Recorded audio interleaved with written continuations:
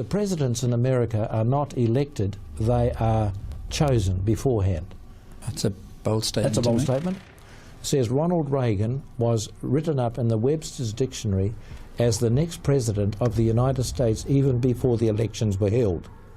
And the publishers of the dictionary had no explanation as to how that took place. So obviously they were well aware who was going to be elected. They knew, and they know already in America who's going to win this one. They know whether it's Bush or Gore. At the moment, Gore's ahead in the polls, but I still think Bush will get it because he belongs to the skull and bone society. But either way, the New World Order society wins. Well, I mean, I don't think it matters who's president. I'm one of those people.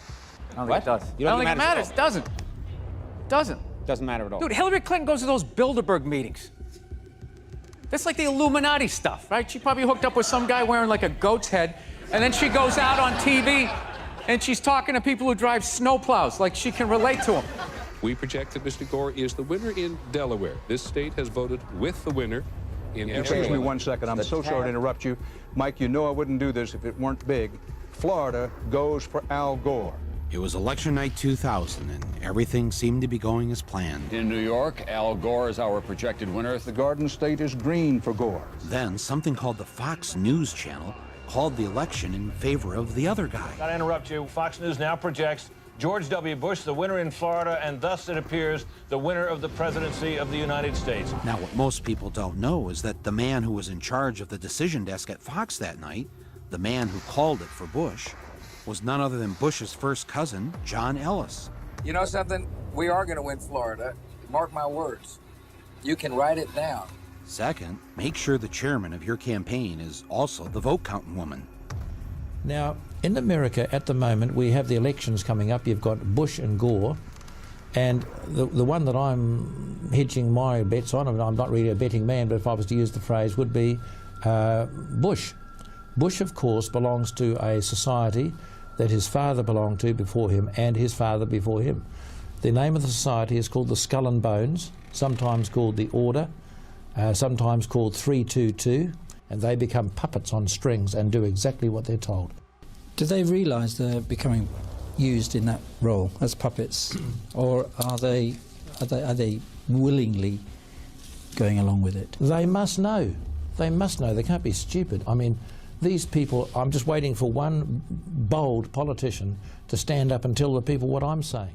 This whole election is being rigged. These lies spread by the media, without witnesses, without backup or anything else, are poisoning the minds of the electorate. If Russia and the United States got along well and went after ISIS, that would be good. Putin, from everything I see, has no respect for this person. Well, that's because he'd rather have a puppet as president of the United States. No puppet. And it's pretty clear. You're the puppet. It's pretty clear you won't admit that the Russians have engaged in cyber attacks against the United States of America. She doesn't like Putin because Putin has outsmarted her at every step of the way. Excuse me. What I do like about Bernie is that when he loses, because the system is rigged against him, totally, just like it was rigged against me. I mean, the system is rigged. And if I didn't win by massive landslides every state, there was no chance that I could have won. The Republican system is also, and I think I came up with the word rigged because I was going around 3-4 months ago screaming, this system's rigged. Then I started winning by so much that it didn't matter whether or not it was rigged. It's sort of like a prize fighter. They go into the ring, and if they knock the guy out, it doesn't matter if the judge is affixed, right? Yeah, right. If there's a brick in his glove, he's still on the ground. I think it's very unfair what's happening to Bernie Sanders.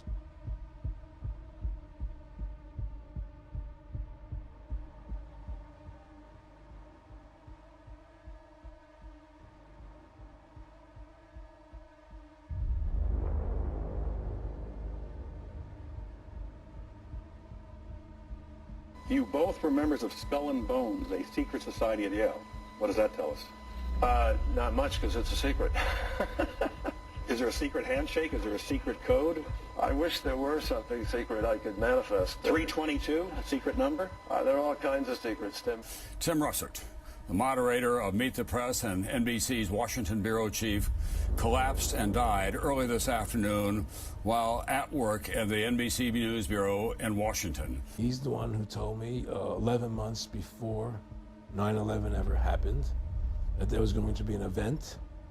Never told him what the event was going to be. But there was going to be an event.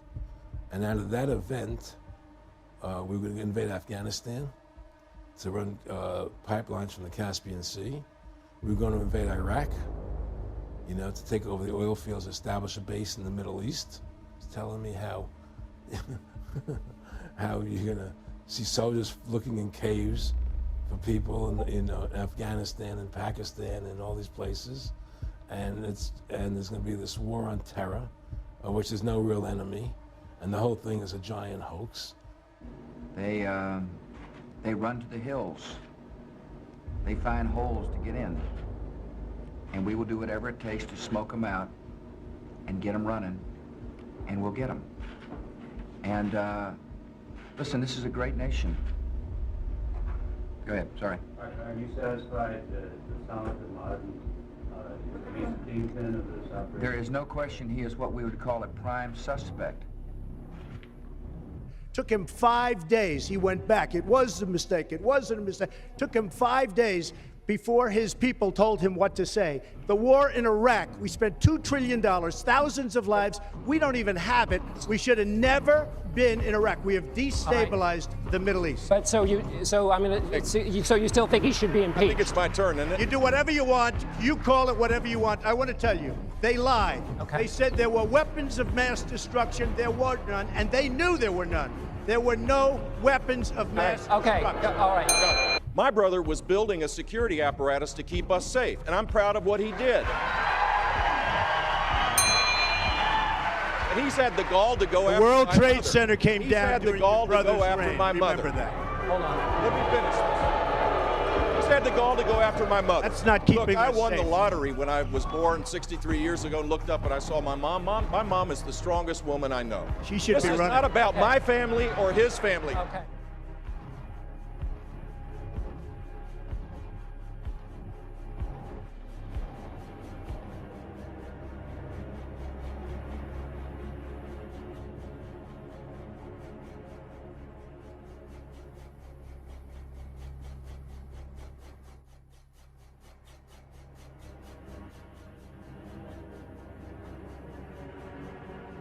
Do you welcome the end of President Obama's term of office?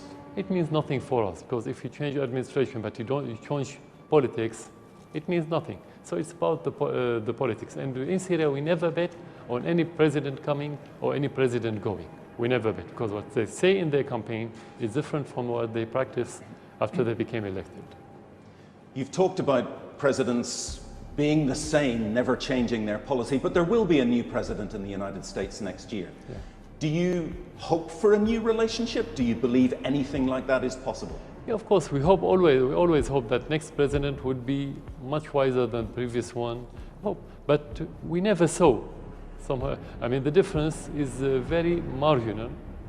So we keep hoping, but we don't bet on that hope. So there will be a new president. There are two main choices. One of them is Donald Trump. What do you know of Mr. Trump? Nothing, just what I heard in the media and during the campaign. That's what I say. We don't have to waste our time hearing what they say in their campaign. They're going to change after they become elected, and this is where we have to start evaluating the president after the campaign, not during the campaign.